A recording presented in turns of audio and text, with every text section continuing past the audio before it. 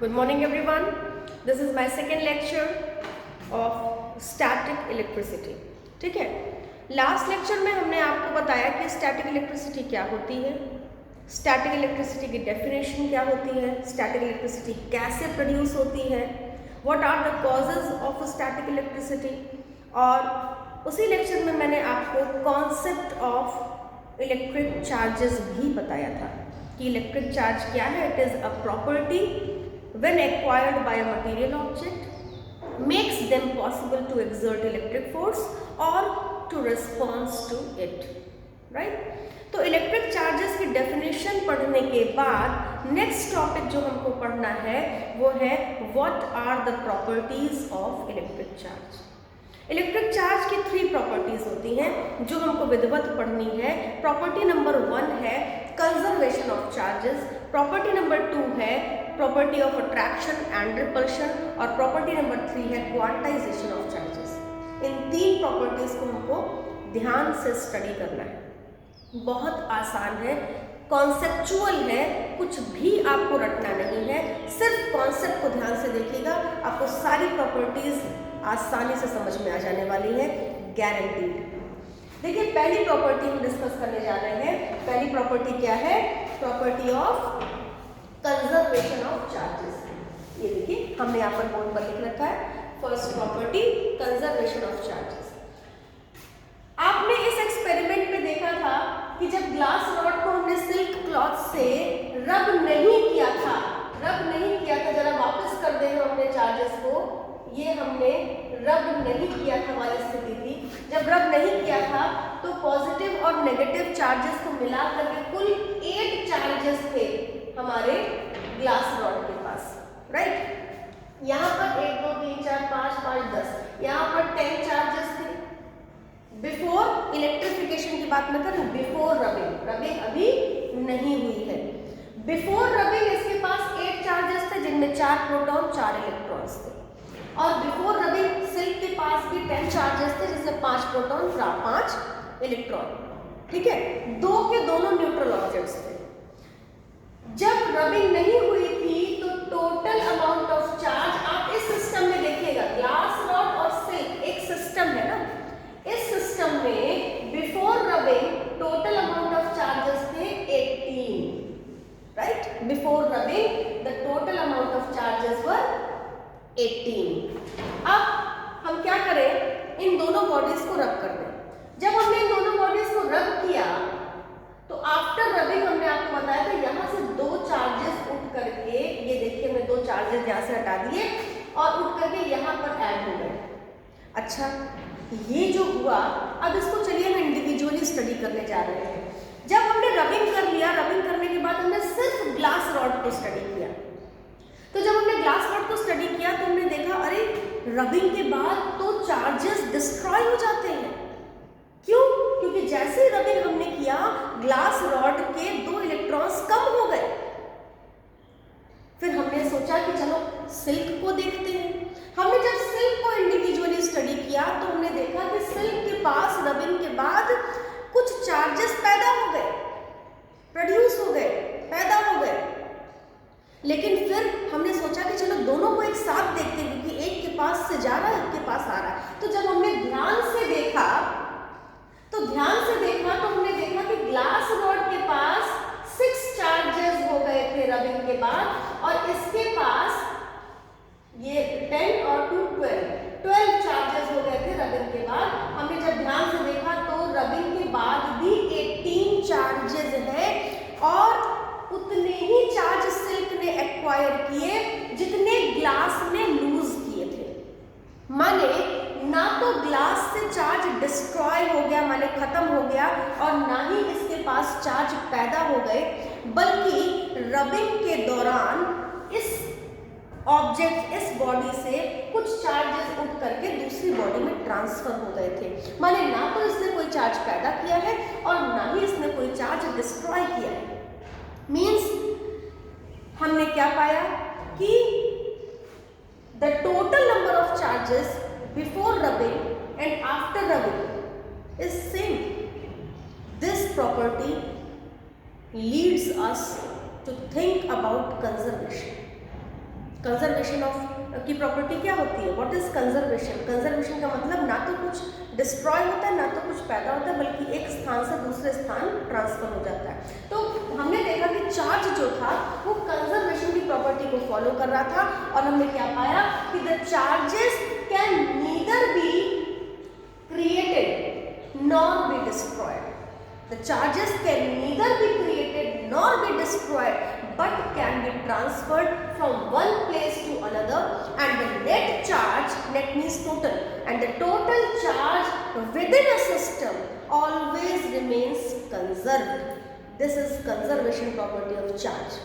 आप इसमें भी देख सकते हैं कि इबनाइट ने चार्ज एक्वायर किया, उतना ही एक्वायर किया जितना वूल ने लूज किया। Means charge can neither be created nor be destroyed, but can be transferred from one place to another within a system, and the net charge always remains conserved. This is called as conservation property of charges. ठीक, तो conservation of property of charges आपको समझ में आ गई कि charges always follows conservation property. System के अंदर चार्ज हमेशा कंजर्व रहेगा, ना तो डिस्ट्रॉय होगा और ना ही पैदा होगा, बल्कि हमेशा किसी न किसी बॉडी से किसी दूसरी बॉडी में ट्रांसफर हुआ होगा। तो this is the first property of charge. Second property of charge क्या है? सेकेंड प्रॉपर्टी ऑफ चार्ज है property of attraction and repulsion. अब property of attraction and repulsion क्या है? अब बहुत ही आसान है। प्रॉपर्टी ऑफ अट्रैक्शन और रिपल्शन को स्टडी किया था हमारे महान साइंटिस्ट, उनका नाम था कूलम। कूलम ने प्रॉपर्टी ऑफ अट्रैक्शन और रिपल्शन को स्टडी किया था। उन्होंने क्या कहा? उन्होंने कहा कि कोई दो चार्जेस, चार्ज को क्यू से डिनोट करते हैं, Q is the symbol to denote charges. उन्होंने कहा कोई भी दो चार्जेस, मान लीजिए एक पॉजिटिव चार्ज और एक नेगेटिव चार्ज है, ये एक कॉम्बिनेशन हो गया।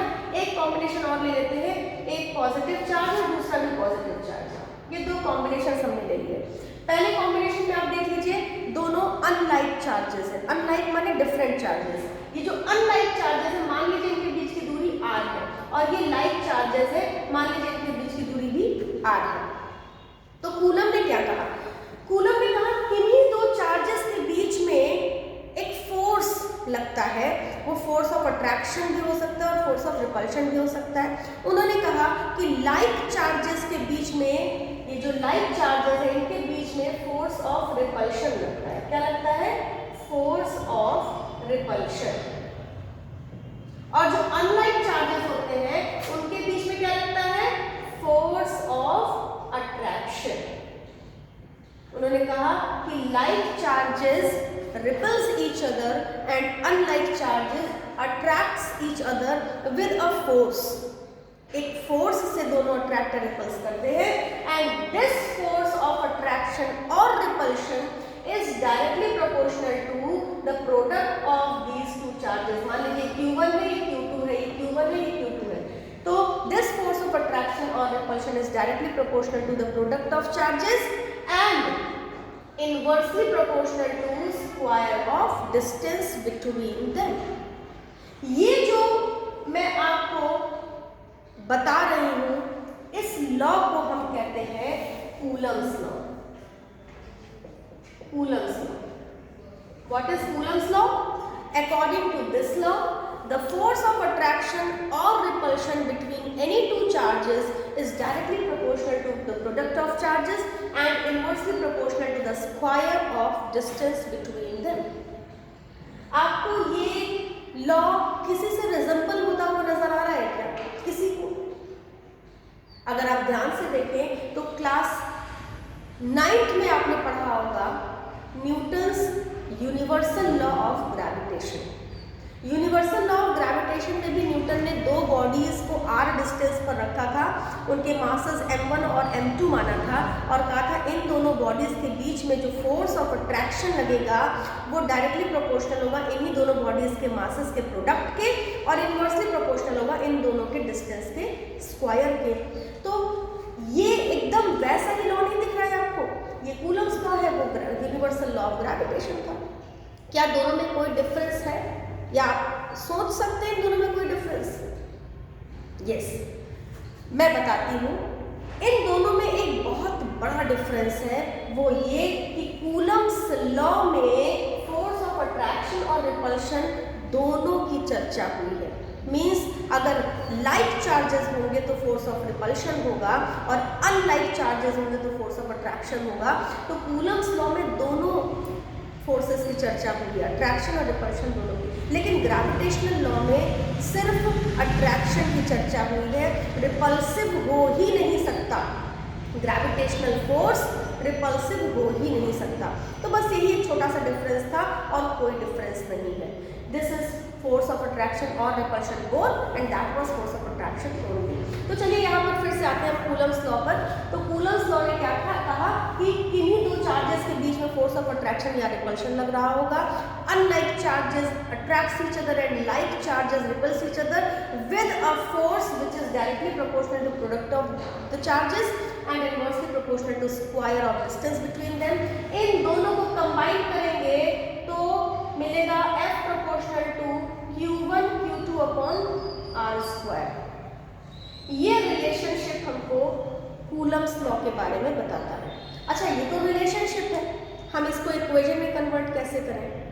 आप लोगों ने पढ़ा होगा कि इक्वेशन का मतलब होता है इज इक्वल टू बीच में जरूर हो। मैथमेटिक्स में इक्वेशन इक्वल टू से बना होता है, अगर इक्वल टू नहीं है तो इक्वेशन नहीं है। तो ये तो रिलेशन है, ये तो संबंध है। अगर इसको इक्वेशन बनाना है तो इज इक्वल टू देना आवश्यक है। हमने सोचा कि इसको झट से हटाकर इज इक्वल टू लगा दें, लेकिन ये प्रोपोर्शनलिटी साइन इतना जिद्दी है, कह रहा है मैं नहीं हटूंगा।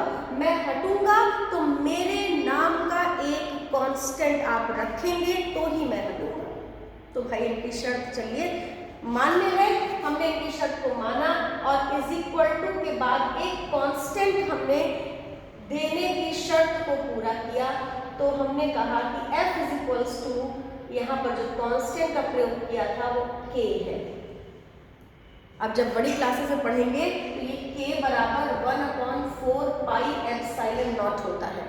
Epsilon not permeability in free space होता है। ये सारी बातें आप थोड़ा सा हायर क्लासेस में जाएंगे तो आपको समझ में आएगी। अभी आप इसको K के रूप में ही पढ़िए, ये कूलम्स कांस्टेंट है, ठीक है। तो क्या कहा इन्होंने, F is equals to K times Q1 Q2 upon R square. ये है इक्वेशन फॉर कूलम्स लॉ। और यहाँ पर K की वैल्यू क्या होती है? K की वैल्यू होती है 9 × 10 raise to the power 9 newton metre square, ये जाएगा न्यूटन मीटर स्क्वायर पर कूलम स्क्वायर, ठीक है। This is the value of coulomb's constant. Coulomb's law आपका बहुत ज़्यादा नहीं पूछा जाता है, लेकिन फिर भी मुझे बताना लगा कि ज़रूरी है, क्योंकि हम लॉ ऑफ अट्रैक्शन और रिपल्शन पढ़ रहे हैं और लॉ ऑफ अट्रैक्शन और रिपल्शन बताया था कूलम सर ने। तो यही है हमारा law of attraction and repulsion या property of attraction and repulsion. इस प्रॉपर्टी में ध्यान देने वाली बात क्या है कि कूलम्स कांस्टेंट की वैल्यू क्या होती है। This is 9 × 10 raise to the power 9 newton metre square पर कूलम स्क्वायर। कूलम्स कांस्टेंट की यूनिट क्या होती है? न्यूटन मीटर स्क्वायर पर कूलम स्क्वायर। अगर आप हमसे पूछेंगे मैम कूलम्स कांस्टेंट की यूनिट कहाँ से आपने निकाला, तो बड़ा ही आसान सा कॉन्सेप्ट है। देखिए, किसी भी फिजिकल क्वांटिटी की यूनिट निकालनी तो उसका फॉर्मूला पता होना चाहिए। आप इस इक्वेशन से K का फॉर्मूला निकालेंगे तो आपको मिलेगा K is equals to FR square upon Q1 Q2। ये हो गया। अब इससे आप इक्वेशन से इस इक्वेशन से K की यूनिट निकाल लीजिए। SI यूनिट ऑफ K क्या हो जाएगी?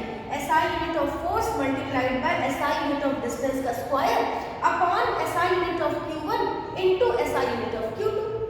तो F की SI यूनिट होती है न्यूटन, R माने डिस्टेंस, डिस्टेंस की SI यूनिट होती है मीटर स्क्वायर और Q1 हमारा चार्ज है, चार्ज की SI यूनिट कूलम होती है। तो कूलम इनटू कूलम, तो हो जाएगा न्यूटन मीटर स्क्वायर पर coulomb square.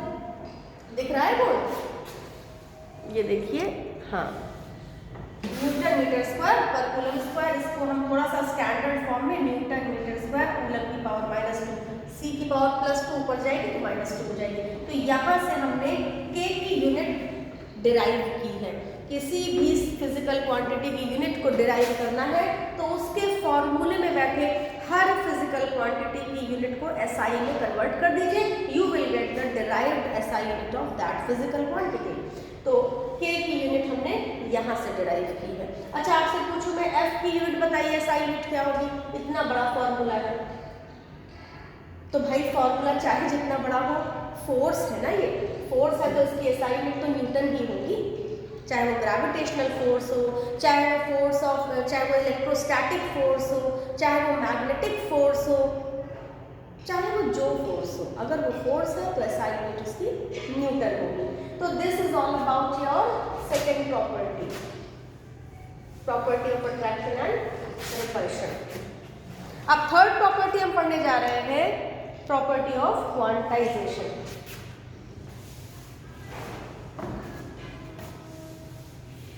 Quantization of charge समझने के लिए इस नाम पर थोड़ा सा हम चर्चा करेंगे। क्वांटाइजेशन का मतलब क्या होता है?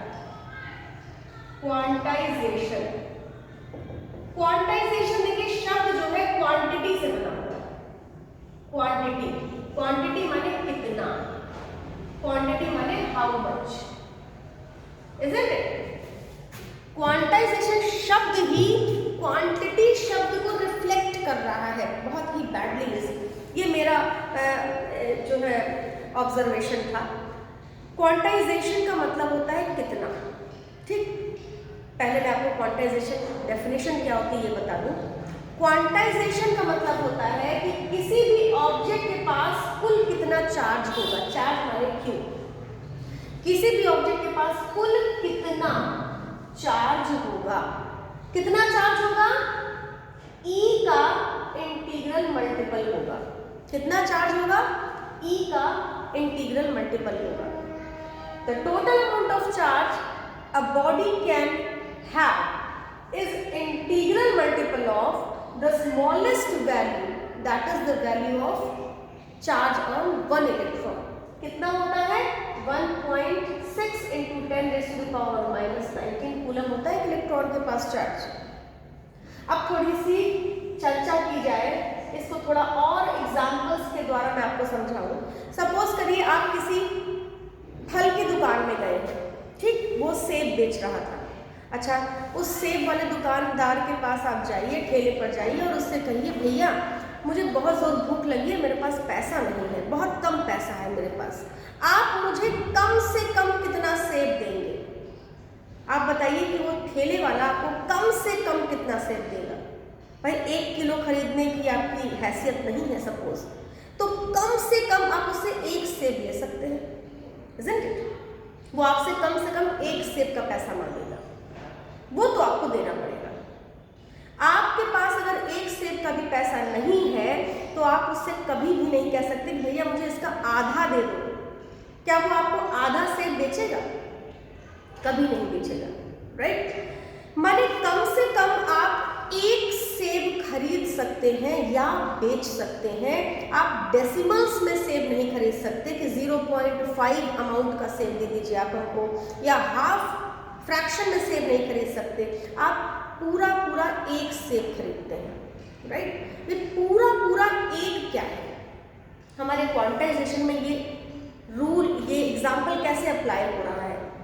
अगर हम बॉडी के चार्जिंग की बात करें तो कोई भी बॉडी कैसे चार्ज हो रहा था?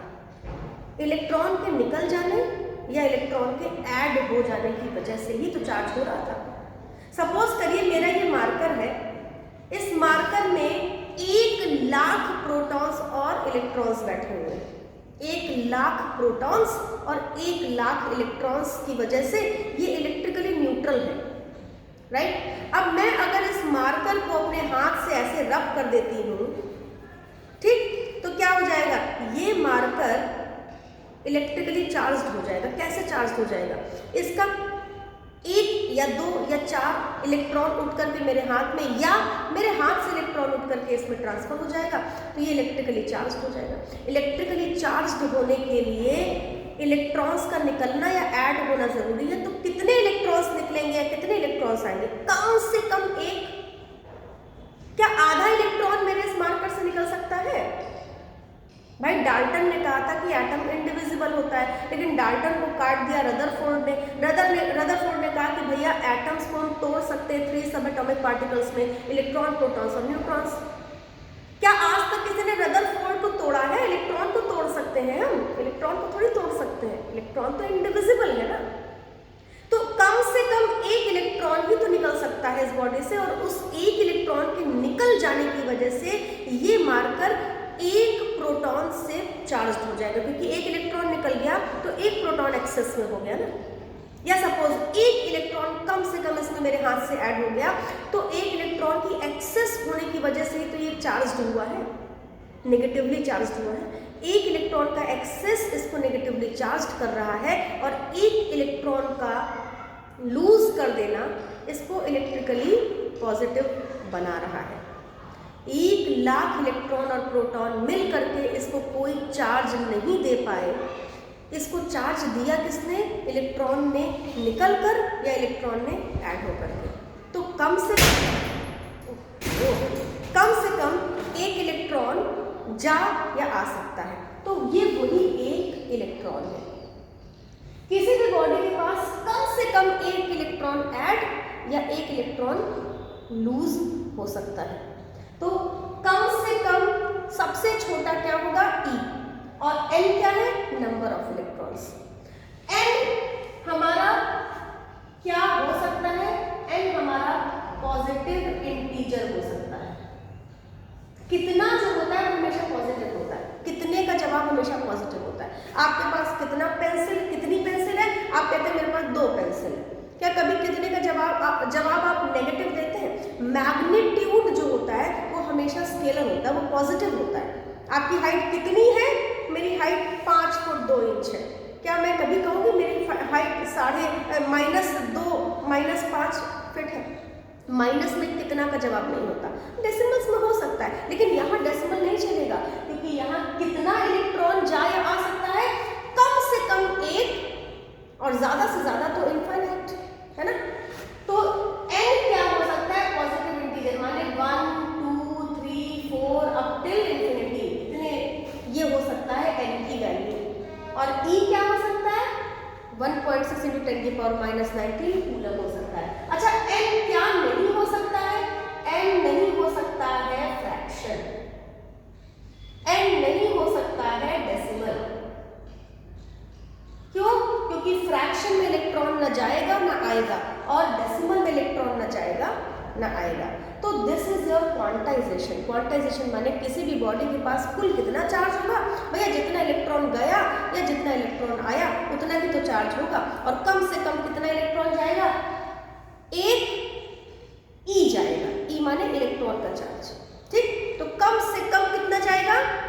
कम से कम 1.6 × 10⁻⁻19 जाएगा, या कम से कम 1.6 × 10⁻⁻19 ऐड होगा, जिसकी वजह से बॉडी चार्ज होती है। तो किसी भी बॉडी के पास टोटल अमाउंट ऑफ चार्ज कितना होगा?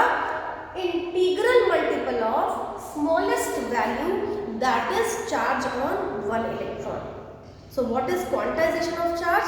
Quantization of charge means the total amount of charge that a body can have is integral multiple of the smallest amount, smallest value, that is the value of one charge, that is 1.6 × 10⁻⁻19 coulomb.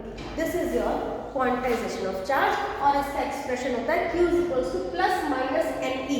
यहाँ plus minus n के लिए नहीं use हुआ है, plus minus type of charge बता रहा है। Plus Q तब आएगा जब इलेक्ट्रॉन को लूज करेगा बॉडी। जब इलेक्ट्रॉन लूज करेगा तो पॉजिटिवली चार्ज बॉडी बन जाएगा, तो Q प्लस में मिलेगा। और जब इलेक्ट्रॉन गेन करेगा तो इलेक्ट्रॉन की संख्या बढ़ गई, माने नेगेटिवली चार्ज बॉडी बन गया, तो यहाँ माइनस N हो जाएगा। तो ये प्लस माइनस N के लिए यूज नहीं हुआ है, plus minus nature of charge के लिए यूज हुआ है। तो क्वांटाइजेशन ऑफ चार्ज का एक्सप्रेशन हो गया Q ± NE। और जब भी आप इसको एग्जाम में एक्सप्लेन कीजिएगा, ये जरूर बताइएगा कि N can be a positive integer, it can never be fraction और डेसिमल। और E क्या है ये भी जरूर बताइएगा। E is the value of smallest charge, that is 1.6 × 10⁻⁻19 coulomb. इससे छोटी वैल्यू चार्ज की जा नहीं सकती और इससे छोटी चार्ज की वैल्यू आ नहीं सकती। तो यही है क्वांटाइजेशन ऑफ चार्ज। एक बात और मैं आपको बता दूं कि क्वांटाइजेशन ऑफ चार्ज को एटॉमिसिटी ऑफ चार्ज के नाम से भी जाना जाता है। ठीक है, तो आपसे ये भी पूछा जा सकता है what do you mean by atomicity of charge. तो एटॉमिसिटी ऑफ चार्ज में भी आपको सेम यही कॉन्सेप्ट एक्सप्लेन करना है। So this is all about your properties of charge. Any question regarding properties you can ask me by messages. आप मुझे message कर सकते हैं और अगर आपको समझ में आ गया है तो वेरी गुड। ठीक है, रिवाइज करिए, नोट्स बनाइए प्रॉपर। नोट्स बना करके रिवीजन करना सबसे अच्छा तरीका होता है किसी भी टॉपिक को एब्जॉर्ब करने का, क्योंकि जब कोई टीचर पढ़ाता है तो हमें लगता है हमें सब कुछ समझ में आ गया, लेकिन समस्या तब होती है जब हम भूल जाते हैं। एक टॉपिक और इस पे रह गया है, 1 कूलम किसे कहते हैं। What is 1 coulomb? What is 1 coulomb of charge? जल्दी से मैं वो एक्सप्लेन करके इस वीडियो को खत्म करती हूँ, बंद करती हूँ। What is 1 coulomb? ये बहुत इंपॉर्टेंट क्वेश्चन है। What is 1 coulomb? Coulomb SI unit होता है हमारे इलेक्ट्रिक चार्ज का। इलेक्ट्रिक चार्ज की एसआई यूनिट कूलम, और ये बहुत बड़ी यूनिट होती है। 1 कूलम का मतलब होता है कितने चार्जेस मिल करके 1 मीटर की दूरी पर रखे सिमिलर चार्ज पर, 1 मीटर की दूरी पर रखे सिमिलर चार्ज पर 9 × 10⁻⁹ न्यूटन का फोर्स लगाते हैं, उतने चार्जेस को हम 1 कूलम कहते हैं। What is 1 coulomb? The amount of charges that can exert 9 × 10⁻⁹ Newton of force on the similar charge kept at a distance of 1 metre. ये जो वैल्यू आप देख रहे हैं ना फोर्स की 9 × 10⁻⁹ न्यूटन, ये कूलम का कांस्टेंट है। अगर आपको याद आए तो कूलम्स लॉ में मैंने कूलम के कांस्टेंट के रूप में यही फोर्स यूज किया था। तो अब आप खुद ही सोचिए ये फोर्स कितनी है। ये फोर्स है 9 × 10⁻⁹ माने 1 2 3 4 5 6 7 8 9। इतनी बड़ी फोर्स कोई एक चार्ज तो लगा नहीं सकता, जाहिर सी बात है, और वो भी 1 मीटर की दूरी पर रख के सिमिलर चार्ज पर लगाना है। इतनी ताकत लगाने के लिए चार्जेस का गुच्छा चाहिए हमको। कुछ चार्जेस कलेक्टिवली इतनी फोर्स लगाने के काबिल होंगे। तो जितने चार्जेस मिल करके 1 मीटर की दूरी पर बैठे सिमिलर चार्ज पर इतना फोर्स लगा सकते हैं। कितना फोर्स? वही जो हमने कूलम्स के कांस्टेंट में यूज किया था, 9 × 10⁻⁹ Newton of force on similar charge kept at a distance of 1 meter. That amount of charges is called as 1 coulomb. ठीक है, अच्छा आप लोगों से मिस्टेक क्या होती है 1 कूलम एक्सप्लेन करने में? आप यहाँ पर बाय मिस्टेक -9 लिख देते हैं, है ना। हमने कई कॉपियाँ चेक की हैं बोर्ड्स में भी और हमारे जो टेस्ट होते हैं उनमें भी। मैक्सिमम बच्चों की मिस्टेक पावर के डिनोशन में होती है। बेटा ये अगर आप निगेटिव पावर दे देंगे ना तो ये बहुत छोटी फोर्स हो जाएगी, और इतनी छोटी फोर्स तो हमारा एक चार्ज आराम से लगा लेगा। आपको हमेशा सोचना है कि कूलम एक बड़ी यूनिट है। बड़ी यूनिट में ढेर सारे चार्जेस मिल करके 1 कूलम बना रहे हैं। तो वो ढेर सारे चार्जेस की नीड क्यों है? क्योंकि उतने ढेर सारे चार्जेस को मिलकर इतनी बड़ी फोर्स लगानी है। इतनी बड़ी फोर्स एक चार्ज नहीं लगा सकता। तो इस फोर्स को लिखने में इस बात का पूरा ख्याल रखिएगा कि पावर आपकी नेगेटिव में नहीं होनी चाहिए, पॉजिटिव में रखिएगा, तभी इतनी बड़ी फोर्स बनेगी। तो 1 coulomb is the amount of charges that can exert 9 × 10⁻⁹ Newton of force on similar charge kept at a distance of 1 meter is called as 1 coulomb. अब चलिए मैं आपको बता दूं कि 1 कूलम में कितने चार्ज, ये कितने का जवाब भी तो बहुत जरूरी है कि कितने चार्जेस मिलकर कितनी ताकत लगा सकते हैं भाई। तो चलिए हम आपको बताते हैं कि हाउ मच चार्जेस